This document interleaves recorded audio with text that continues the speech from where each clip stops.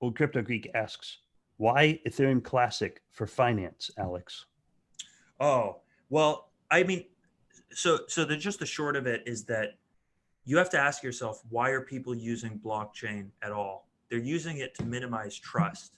Okay, it's way more economically efficient to use a blockchain than having to rely on these big financial institutions that we've had in the past to do our financial transactions. So the reason why ETC and Ethereum Classic is so important is that let's look back as to what is in the Genesis block of Bitcoin.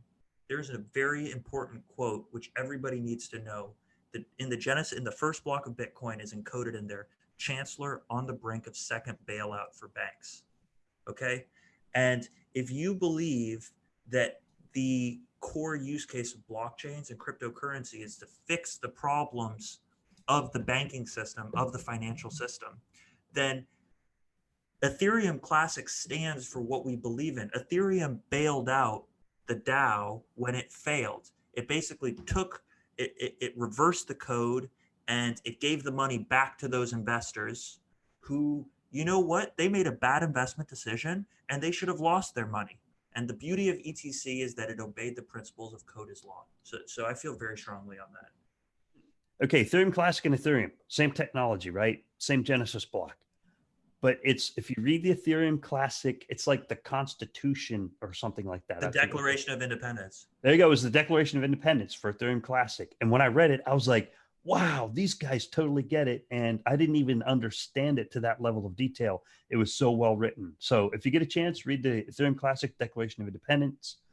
I think there's some stuff to be learned by Cardano about Ethereum Classic by looking at how Ethereum Classic does things and how Ethereum does things. Ethereum does things well. And I do got to give a shout out. I think Ethereum and Ethereum Classic are the two most decentralized cryptocurrencies out there. I mean, they're operating completely decentralized. Just with Ethereum, it's a little bit culturally centralized, which is okay. Absolutely. But, it's okay. And with Ethereum Classic, it's very technical, political, and culturally completely decentralized to the point where it's like wild, wild west, which is kind of cool. Oh, and I think it's great that you brought up Cardano, because I actually see huge synergies potentially between Cardano and Ethereum Classic. So specifically that if ETC were to adopt SHA-3, you now think of it almost like an engine, pretty much. It's a proof of work engine. That Cardano is its proof of stake. So if it needs proof of work to, let's say, compute something, or it needs that hash power for some reason, it can easily plug right into ETC, and it can leverage that hash power to be able to secure, let's say, a financial instrument.